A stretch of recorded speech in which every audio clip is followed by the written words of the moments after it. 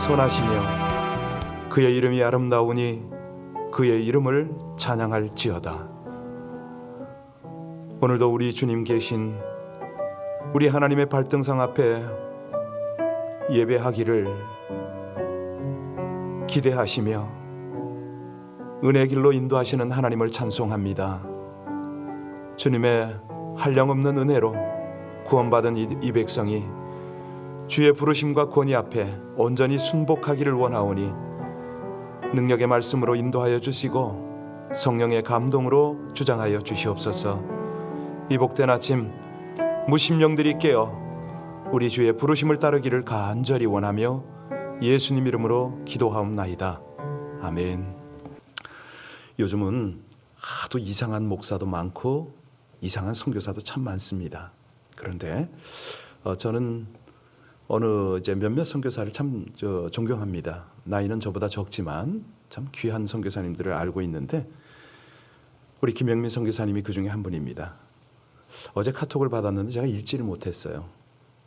이분의 마음이 보나마나 글로 나타날까 봐 좀 주의를 준비하고 설교를 해야 되기 때문에 읽지를 못하고 오후에 읽었습니다. 제가 읽어드릴게요.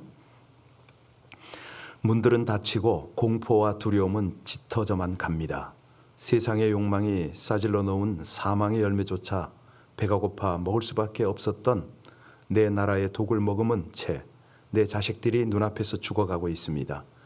그 자식을 끌어안고 울부짖는 어미의 통곡 소리가 이제 저 북쪽 미찌나에서만 아니라 미얀마 각처에서 들려옵니다. 주여 그 어미의 마른 눈물을 닦아주소서. 하늘을 우러러 그리고 식구들 앞에서 부끄럽지 않게 또 하루를 살아내게 하소서. 한치 앞에 보이지 않을 때에는 한치만 보고 동행하게 하옵소서. 세상의 눈길로는 하찮아 보이는 저 비천한 자리에 그 어미가 미얀마가 울고 있습니다. 두려움과 공포의 눈물이 흘러도 씨를 뿌릴 때입니다. 찾아내서 살리게 하소서. 감사 제목을 또 적었네요. 이 시기에 건축을 통해 많은 인부와 그 가정을 먹여 살리시는 주님의 손길에 감사합니다. 네. 구제에 대해서도 한마디 적었는데요. 한치 앞이 보이지 않는 사람들을 찾아내어 당장 먹어야 될 양식을 뜯어내어서라도 찾아가 먹이라는 마음을 주셨습니다. 그 유나 지체들이 섬겨오는 따옹지, 호뽕, 양곤, 박곡구 지역 지체들과 함께 100가정을 더 찾아내어 격주로 살피고 있습니다. 예. 사실 뭐 글도 글이지만은 그분의 이 인성이나 영성에서 제가 참 귀한 동역자다 이런 마음을 늘 가지고 있거든요. 오늘은 우리 미얀마 김영민 선교사와 그 사역을 위해서 그 지역이 따옹지입니다. 우리 온 미얀마를 위해서 합심으로 함께 하나님의 보살핌이 하나님의 은혜가 거기 함께 할 수 있도록 우리 합심으로 기도하겠습니다. 아버지 하나님, 하나님의 은혜로 주의 긍휼을 그 땅에 나타내시려고 이처럼 신실한 종들을 세우시고 섬기게 하심을 감사를 드립니다. 하나님의 은혜 없이는 하나님의 긍휼 없이는 그 안타까운 영혼들 살아낼 길이 없음을 고백합니다. 하나님, 인간의 악함이 참으로 저들의 기득권을 지키려는 이 독함이 하나님의 마음을 아프게 하고 수많은 인명을 앗아가는 이때 주의 긍휼이 베풀어지게 하옵소서. 하나님의 권위가 그 땅에 나타나게 하여 주옵소서. 수고하고 애쓰는 모든 선교사들 붙들어 주시고 참으로 위기를 우리 하나님의 생명을 나누는 기회로 삼아 전심을 다하여 섬기고 구제하고 그들에게 말씀과 복음을 나눌 때에 우리 아버지 하나님의 능력이 나타나고 생명의 역사가 나타나게 하여 주옵소서. 위정자들이 회개하고 주님 앞에 경외함과 두려움을 가지고 다시 한번 우리 아버지 하나님의 역사가 나타날 수 있도록 미얀마 땅을 불쌍히 여겨 주시옵소서. 그 땅의 주의 종들, 신실한 종들에게 하나님의 위엄, 하나님의 영광 충만하게 나타나게 하시기를 간절히 원합니다. 이 일을 통해서 우리 아버지 하나님의 구원의 역사가 놀랍게 나타날 것을 믿습니다. 선교사들이 다시 한번 힘을 얻고 재결단하며 헌신하게 될 것을 믿습니다. 주의 영광을 나타내 주시옵소서. 감사와 존귀 찬송을 드리며 예수님 이름으로 기도하옵나이다. 아멘. 마태복음 21장 23절로 32절의 말씀입니다.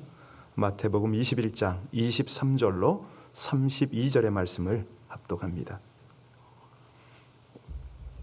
같이 봉독하겠습니다. 예수께서 성전에 들어가 가르치실새 대제사장들과 백성들의 장로들이 나와 이르되 네가 무슨 권위로 이런 일을 하느냐? 또 누가 이 권위를 주었느냐? 예수께서 대답하시되 나도 한 말을 너희에게 물으리니 너희가 대답하면 나도 무슨 권위로 이런 일을 하는지 이르리라. 요한의 세례가 어디로부터 왔느냐? 하늘로부터냐 사람으로부터냐? 그들이 서로 의논하여 이르되 만일 하늘로부터라 하면 어찌하여 그를 믿지 아니하였느냐 할 것이요 만일 사람으로부터라 하면 모든 사람이 요한을 선지자로 여기니 백성이 무섭다 하여 예수께서 대답하여 이르시되 우리가 알지 못하노라 하니 예수께서 이르 나도 무슨 권위로 이런 일을 하는지 너희에게 이르지 아니하리라. 그러나 너희 생각에는 어떠하냐? 어떤 사람에게 두 아들이 있는데 맏아들에게 가서 이르되 예 오늘 포도원에 가서 일하라 하니 대답하여 이르되 아버지 가겠나이다 하더니 가지 아니하고 둘째 아들에게 가서 또 그와 같이 말하니 대답하여 이르되 실소이다 하였다가 그 후에 뉘우치고 갔으니 그 둘 중에 누가 아버지의 뜻대로 하였느냐? 이르되 둘째 아들이니이다. 예수께서 그들에게 이르시되 내가 진실로 너희에게 이르노니 세리들과 창녀들이 너희보다 먼저 하나님의 나라에 들어가리라. 요한이 의의 도로 너희에게 왔거늘 너희는 그를 믿지 아니하였으되 세리와 창녀는 믿었으며 너희는 이것을 보고도 끝내 뉘우쳐 믿지 아니하였도다. 아멘. 사람이 이 행실 습관을 바꾸는 게 쉬울까요? 가끔 보면은 사람들은 목사에게 와서 아무개가 이런데요. 그러니까 좋은 말을 권면을 하라는 얘기인지 그분의 습관을 고쳐내라는 얘기인지 어떤 때는 좀 헷갈릴 때가 있습니다. 사실 행실이다. 이거는 습관이 되어버린 거 아닙니까? 그래서 이게 쉽지 않습니다. 고쳐지는 것이. 그 위대한 교육자인 호레이스만이 그런 유명한 말을 남겼어요. 습관은 밧줄과 같은 것이다. 우리는 매일 습관의 밧줄을 짜고 있다. 그런데 이처럼 짜여진 습관은 절대로 파손되지 않는다. 습관은 고쳐질 수도 있겠지요. 그런데 어떤 응급처치하는 식으로 짧은 시간 내에 형성되어진 그런 것들이 아니기 때문에 사실은 쉽지는 않습니다. 우리가 하나님의 자녀이기 때문에 하나님의 자녀에 합당한 신분이 있습니다. 행위가 있습니다. 그렇게 살아야 되는데 이게 쉬우냐 이거죠. 성도라고 하면서 남 얘기할 것도 없이 목사인 제 자신을 보면은 너무 변하지 않습니다. 저 스스로 실망할 때가 많아요. 이거 이러다가 난 습관이고 운명이 되지 않겠는가 이렇게 여겨질 때가 있습니다. 그럼에도 불구하고 하나님은 우리에게 성도다, 직분자다, 이런 거룩한 이름을 주셨잖아요. 이것이 자칫 하나님께 소행 하나하나가 욕이 되어서 돌아가지 않을까. 아니 어떤 때 드물게는 영광이 되어서 돌아갈 때도 있겠죠. 오늘 본문의 중심은 우리가 잘 압니다. 그 유명한 두 아들의 비유 아닙니까? 큰 아들에게 아버지가 뭐라고 그럽니까? 얘야 너 포도원 가서 일해라. 그랬더니요 예 가겠습니다 하고 가질 않았어요. 대답은 정중한데 행동은 안 나가. 둘째 아들에게는요 네가 가서 포도원에 가서 일해라 했더니 이 아들이 뭔가 바쁜 일이 있었는지 아니면 이민 사회 2세였는지 딱 잘라버려. 못 가겠다고 확실하게 거절했어요. 그러다가 가만히 생각해서 이건 잘못됐네 하고 포도원으로 돌아갔다. 이런 얘기 아닙니까? 자, 그런데 여러분에게 질문 한번 하겠습니다. 큰아들, 둘째 아들이 있는데 셋째 아들이 여러분이란 말이에요. 여러분 같으면 이 상황에서 어떻게 하시겠습니까? 그렇죠. 예 하고 정중하게 대답도 하고 즉시 갔을 거 아니에요. 그죠? 아멘입니까? 그런데 이런 사람은 하나도 없습니다. 저부터도 안 돼요. 죄송합니다. 그런 아들 없어요. 아니 그런 아들이 있었으면 예수님께서 셋째 아들을 예로 들었겠죠. 오히려 예수님 뭐라고 그러냐면 의인은 없나니 하나도 없다. 아버지 마음에 합한 그런 아들이 없다는 거예요. 왜? 다 망가졌기 때문에. 이게 문제입니다. 셋째가 없다는 거. 아니 이제라도 뉘우치고 아버지의 뜻대로 하는 이 둘째 아들이 되어야겠다. 뭐 이런 우리 이제 생각을 할 수가 있습니다. 사실은 오늘 본문에는 굉장히 중요한, 우리 현대인들에게 굉장히 중요한 메시지를 담고 있죠. 자, 29절 오늘 다시 한번 봅니다. 29절 같이 한번 읽어볼까요? 같이 읽습니다. 대답하여 이르되 아버지 가겠나이다 하더니 가지 아니하. 이런 스타일이 뭐냐면 처세잖아요. 처세. 예, 굉장히 체면과 위선으로 사는 사람들의 모습입니다. 아버지가 포도원에 가라 할 때 아버지 심기를 불편하게 하지 않으려고 하는 거예요. 네 하고 대답을 했어요. 공손하게 말이죠. 지극히 처세적이잖아요. 순종하는 것 같지만 순종하지 않습니다. 겉으로는 순종하는 좋은 맏아들처럼 보이지만 실상은 아버지의 명령을 거역하고 있습니다. 아니 어쩌면 처음부터 순종할 마음이 없었는지도 모르죠. 뭐 지식으로는 순종했습니다. 말로서는 순종했어요. 형식적으로 예절로서는 순종했습니다. 이게 누굽니까? 예, 오늘 본문에 나오는 제사장의 모습이죠. 네, 조금 더 들어가 볼까요?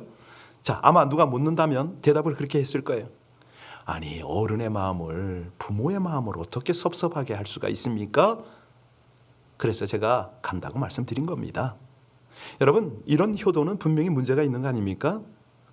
네, 누가 보면 한다고 그러고 보지 않으면 안 하고, 예, 거룩하다고 하는데 거룩할 것이 없습니다. 사랑한다고 하는데 사랑이 전혀 안 됩니다. 봉사한다고 하는데 말로만 하는 거죠. 뭐 준다고 하는데 나눈다고 하는데 전혀 내용이 없어요. 아무것도 없습니다. 실제는 허세와 허상이죠. 아무것도 없고 되는 것도 없고. 예, 그러지 않나요? 여러분 그 주변에 보면 이제 인간관계 이렇게 살펴보면 그럴 때가 참 많잖아요. 겉으로는 굉장히 젊잖아요. 그런데 실상이 없어요. 내실이 없어. 예, 심지어는 신앙생활조차 없을 때가 있습니다. 어제도 말씀드렸지만 경건의 모양은 있는 것 같은데 경건의 능력이 전혀 없어요. 이런 사람들의 마지막 때는 참으로 불안합니다. 하나님의 심판대 앞에 어찌 서시겠습니까? 우리 하나님 분명히 물으시거든요. 각각 자기가 한 일을 직고하게 하십니다. 우리의 열매, 삶의 열매를 하나님께서 점검하시겠죠. 자, 이제 30절을 보면 둘째 아들의 경우가 나옵니다. 30절 같이 볼까요? 둘째 아들에게 가서 또 그와 같이 말하니 대답하여 이르되 실소이다 하였다가 그 후에 뉘우치고 예. 어떠세요? 어떤 느낌이 드세요? 정직하지 않나요? 솔직하잖아요. 뭔가 자기가 할 일이 있었는지 하여튼 뭐 있었겠죠. 아버지가 가라고 그랬더니 안 가요. 예, 정확합니다. 또 정당하기도 합니다. 안 가겠다고 말하고 안 가지 않았습니까? 잘못 없어요. 이 둘째 아들은 그럼에도 불구하고 문제가 있습니다. 예, 뒤에 뉘우치고 갔어요. 뉘우치다 이 말이 메타노이오 회개 뭐 이런 뜻입니다. 그러니까 오늘 본문의 어떤 핵심 주제이기도 하지요. 뉘우침이 있느냐 없느냐, 아니 권위에 순종을 하느냐 안 하느냐 이거거든요. 이 뉘우친다는 말은 생각의 발상의 전환이잖아요. 생각을 바꾼다는 거죠. 못 가겠다고 했어요. 아니 못 가겠다고 했으면 안 가면 되는 거예요. 그런데 그는 뉘우쳤습니다. 자기가 옳다고 생각을 했는데 아닌 거예요. 아버지의 마음, 아버지의 권위를 생각하지 못했어요. 아버지의 뜻을 생각하지 못한 거예요. 그러니까 에고이즘, 뭐 에고이스트, 뭐 이런 말이 있는데 굉장히 자기중심적이란 말이거든요. 그러니까 아니지 이거 아니지 하고 딱 바로 뉘우친 거예요. 생각을 바꿨어요. 사실 생각 바꾸면 뭐 아무것도 아닌 일들이 너무 많잖아요. 이 둘째 아들이 또 안 가겠다고 한 이유가 또 있습니다. 이건 내 생각, 저건 아버지 생각, 뭐 이러잖아요. 요즘에 우리 그 자녀들 여기서 이민 사회에서 자녀들 기르다 보면 이거 확실하잖아요. 뭐 아주 그냥 저희는 큰 며느리도 2세인데 딱 보면은 눈치 되게 봐요. 제가 이거 어떻게 대화해야 되나. 한국식이면 이게 아닌데. 자, 오늘 여기서 하나님께서 우리에게 주시는 메시지가 있습니다. 교훈이 있습니다. 우리가 중요하게 붙잡아야 될 것이 있는 거죠. 확실하게 붙잡아야 되는 것이 있습니다. 그것이 뭐냐면 하나님의 뜻은, 아버지의 뜻은 반드시 이루어진다. 우리 뜻이 아닙니다. 우리 욕심이 이루어지는 게 아닙니다. 하나님의 주권이 성취가 되고 하나님의 뜻이 반드시 이루어진다. 이걸 지금 우리 예수님이 강조하시는 거거든요. 저는 가끔 이게 뜬금없이 감사할 때가 있어요. 우리 하나님께서 저와 우리 성도님들의 기도대로 다 들어주시면 어떻게 될까? 거절하시는 게 너무 감사해요. 엉망진창 됐을 거예요. 아마 세상이 망해도 몇 번 망했었을 거다. 이런 생각 가끔 할 때가 있어요. 그러니까 역사를 보면 하나님의 뜻이 이루어지잖아요. 하나님의 역사가 이루어지잖아요. 가령 요셉 같은 사람, 일평생 마음 중심에 하나님의 뜻이 있었죠. 하나님의 뜻을 신뢰했고 그가 어렸을 때나 또 장성했을 때나 항상 하나님의 뜻을 기다렸고 추구했습니다. 죽는 순간까지도 그랬잖아요. 다윗. 그 역대상 29장에 보면 그런 고백을 합니다. 부귀와 명예와 높게 하심과 낮게 하심, 권위와 힘 모든 것이 여호와의 손에 달렸나이다. 이 다윗이요, 하나님 마음에 합한 이유가 하나님의 뜻에 굉장히 민감했다는 거죠. 그러면 하나님의 뜻에 민감하다, 이건 다른 말로 하면 하나님의 권위를 철저히 인정했다, 이 뜻 아니겠습니까? 바울도 그런 사람입니다. 바울도 모든 것이 하나님께로부터 왔습니다. 하나님께로 돌아갑니다. 이렇게 인정을 했습니다. 오늘 많은 성경의 사람들이요, 이런 고백 속에 살잖아요. 그런데 성경에 나와도 이런 하나님의 권위를 인정하지 못하고 하나님의 뜻을 살피지 못한 사울 같은 사람들, 일평생 고생하다가 죽습니다. 다윗이 이 사실을 진작 알았을 때 얼마나 평안했습니까? 그는요, 도망치면서도 평안을 누려요. 아브람도 반평생을 고생하고 나서야 이걸 깨달았잖아요. 어느덧 하나님의 뜻, 영광스러운 역사를 바로 붙잡고 이제 그 다음에 이제 이삭을 바칩니다. 그때부터 고백하는 게 여호와의 이레. 가는 곳곳마다 준비해 놓은 하나님의 역사들, 하나님의 능력들을 보면서 얼마나 하나님 앞에 우리 하나님을 높여드리고 그 권위 앞에 제대로 살아가는 그런 인생이었잖아요. 위대한 음악가들 뭐 말할 것도 없습니다. 지구의 주인이신 우리 하나님, 사실 내가 아는 만큼, 내가 경험한 것만큼 우리 주님 앞에 우리는 순종하려고 하는데요. 오늘 우리 하나님은 예수님을 통해서 지금 뭐라고 하십니까? 사실 오늘 본문을 가만히 보세요. 우리 도입 부분 한번 볼게요. 이 장면이 어떻게 연출됐는가? 우리 23절로 돌아갑니다. 23절. 자, 그리고 24절까지 같이 봉독합니다. 예수께서 성전에 들어가 가르치실새 대제사장과 백성의 장로들이 나와 이르되 내가 무슨 권위로 이런 일을 하느냐? 또 누가 이 권위를 주었느냐? 예수께서 대답하시되 나도 한 말을 너희에게 물으리니 너희가 대답하면 나도 무슨 권위로 이런 일을 하는지 이르리라. 배경을 충분히 아시죠? 어제 아주 그냥 그 성전 청결 사건 이후에 무화과 나무가 마르고 뭐 이런 것들을 보셨잖아요. 그랬더니 여기 대제사장들과 이 서기관들이, 장로들이 나왔어요. 소리만 듣다가 이제는 맞닥뜨린 거예요, 예수님을. 그러고 나서 자기들도 하지 못하는, 감히 성전의 그 청결 뭐 이 상을 뒤집어 엎고 그 자기들 못하잖아요. 그걸 예수님이 행했단 말이에요. 더군다나 무화과 나무까지 말랐다, 뭐 이런 이야기를 듣고 나니까 사실은 그들 마음속에 캥김이 있었죠. 그래서 예수님하고 지금 맞닥뜨립니다. 한마디 하는 거예요. 네가 무슨 권위로 이런 일을 행하느냐? 바로 이것이 오늘의 본문 배경이었습니다. 예수님은 성전을 하나님의 뜻에 합당한 그런 모습으로 지금 다듬어가고 계신데 이 제사장들이 우르르 나와가지고 도전적 질문을 한 거예요. 그 질문에 답변하시면서 이 권위가 어디로부터 왔는지 알고 싶으냐? 말씀을 했어요. 여러분 한번 입장 바꿔놓고 생각해 보세요. 예수님과 그의 일행, 너무 초라하잖아요. 제사장 일행이요. 격을 다 갖췄지 않습니까? 뭐 복장에서부터 이 정말 권위에 이르기까지 뭐 하나 비교가 될 수 있는 게 없어요. 우리 예수님의 모습을 생각해 보면 참으로 당당하십니다. 목숨 걸고 말씀하시는 것 같지 않으세요? 이러고도 살아남을 수가 있을까요? 안 되는 거거든요. 지금 당시의 종교 지도자들, 제사장들 앞에서 이 얘기를 하고 있습니다. 뭐라고 말했느냐? 31절, 32절 마지막 절 볼까요? 31절, 32절 같이 읽겠습니다. 그들 중에 누가 아버지의 뜻대로 하였느냐? 이르되 둘째 아들이니이다. 예수께서 그들에게 이르시되 내가 진실로 너희에게 이르노니 세리들과 창녀들이 너희보다 먼저 하나님 나라에 들어가리라. 요한이 의의 도로 너희에게 왔거늘 너희는 그를 믿지 아니하였으되 세리와 창녀는 믿었으며 너희는 이것을 보고도 끝내 뉘우쳐 믿지. 누가 큰 아들입니까? 세리와 창녀잖아요. 누가 둘째 아들입니까? 이게 거꾸로 됐네요. 죄송합니다. 누가 큰 아들이에요? 예, 제사장.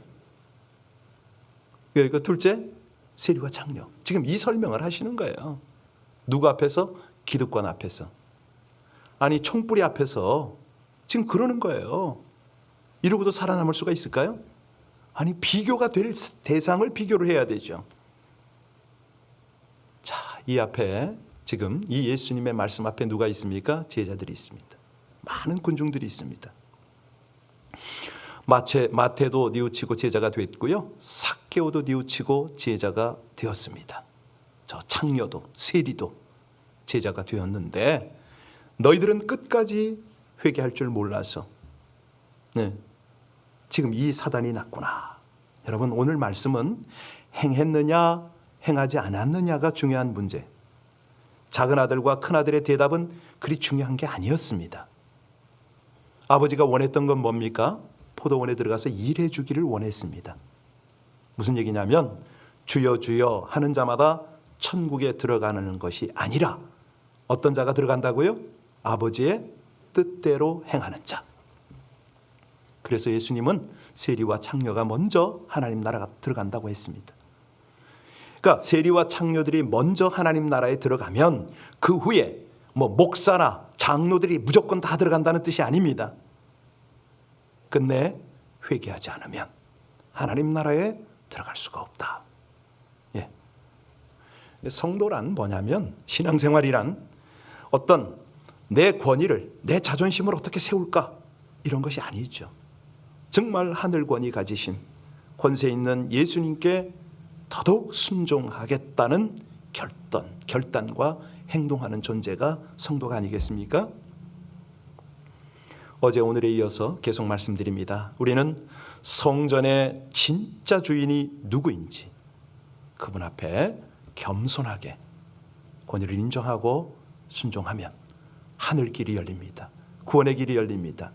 능력이 우리의 삶을 통해서 나타나는 그 길이 열리는 것이죠. 기도하시겠습니다. 아무 공로 없는 자에게 하늘로부터 부어지는 상상할 수 없는 은혜를 누리게 하심을 감사드리고 찬양드립니다. 진리와 지혜, 형통과 부요로 인도하시는 하나님의 말씀과 회개와 구원, 생명과 천국을 주관하시는 예수님의 권위에 참되게 순종하는 자녀로 살게 하여 주시옵소서. 사람들의 인식이나 평판에 휘둘리지 않는 견고한 믿음으로 주님의 권위를 인정하고 즐거이 순종하게 하여 주시옵소서. 참된 순종의 삶을 살 수 있도록 필요한 의지와 지혜와 힘을 구하오니 성령으로 충만하게 하여 주시옵소서. 주의 뜻을 구하고 행하는 자에게 부어주시는 능력으로 복된 결실을 맺어 하늘로부터 오는 주님의 권위를 증거하게 하여 주시옵소서. 예수님 이름으로 기도하옵나이다. 아멘. 우리 온라인에 각 가정에서 새벽 예배를 드리는 여러분들, 오늘 아침에 미얀마 우리 김영민 선교사님 기도 제목을 잠깐 나눴는데요. 좀 깊이 기도를 부탁합니다. 사실 이런 현장에 여러 가지 어려움이 있습니다. 본인이 지금 공급받아야 될 것들이 원만하게 도착하지 못하는 그런 어려움도 있을 거고요. 특별한 것은 많이 위축을 당합니다. 지금 저런 그 전쟁의 상황은요, 영적인 그런 어택이 강해요. 그래서 우리 현장에 있는 모든 선교사들이 정말 이럴 때일수록 중심 잡고 하나님 권위 의지해서 승리할 수 있도록 기도를 좀 부탁합니다. 우리에게 신실한 동역자가 있다는 것은 놀라운 축복이거든요. 그래서 이 모든 이들이 우리가 함께 동역자로 하나님 묶어주셨는데 최선을 다해서 마음을 나누고 중보를 하고 힘을 실어주는 그런 우리의 동역의 자세가 필요합니다. 우리 함께 기도하겠습니다. 오늘 아침 주신 말씀처럼 하나님, 저희가 얼마나 고집이 센지 모릅니다. 우리의 생활 습관이 어쩜 이렇게 변하지 않는지 모르겠습니다. 그러나 하나님, 다시 한번 하늘 권위 인정하고 그 신령한 은혜의 길을 갈 수 있도록 우리에게 교훈하시니 그 길을 가길 원한다고 우리 함께 간절히 각 사람을 또 자신을 우리 모든 사역자들을 위해서 합심으로 기도하겠습니다. 아버지 하나님, 하나님의 은혜입니다. 어쩌면 이렇게 세심하게도 우리의 실체를 보게 하시고 주님의 그 은혜의 길을 따를 수 있도록 하나님 날마다 말씀으로 교훈하시고 또 모든 상황, 모든 주변의 이 일들로 인하여 우리를 다듬어 주시는지요. 아버지 하나님의 은혜입니다. 하늘을 바라보고 주님께로부터 오는 권위 앞에 온전히 순복하고 역사의 주인이시고 우리 인생의 주인이시며 모든 상황을 주장하시는 하나님 앞에 겸손과 간절로 기도하길 원합니다. 오 아버지 하나님, 위험 속에 어려움 속에 우리 하나님을 의뢰하고 또 섬기고 있는 우리 귀한 동역자들 살펴주시옵소서. 저들의 모든 삶의 현장에 주님 동행하여 주시옵소서. 하나님, 멕시코에서는 코로나로 투병 중에 있는 우리 프란치스 목사님을 주님께서 붙들어 주시고 미얀마에서는 아버지 하나님 계엄 속에 있는 모든 우리 사역자들을 붙들어 주시옵소서. 하나님의 은혜, 하나님의 인도를 믿습니다. 아버지 하나님의 귀한 역사를 간절히 의지합니다. 하나님, 이 새벽에도 감사로 간절히 기도하는 주의 백성들의 중보를 봐주시옵소서. 아버지 하나님, 각 가정에서 또 각각 처소에서 오늘도 예배하고 하나님 앞에 간절히 중보하는 주의 백성들의 간구가 하나님 거룩한 보좌에 연락되게 하여 주시고 주여 간절히 원합니다. 성령의 인도 하나님께서 감사합니다.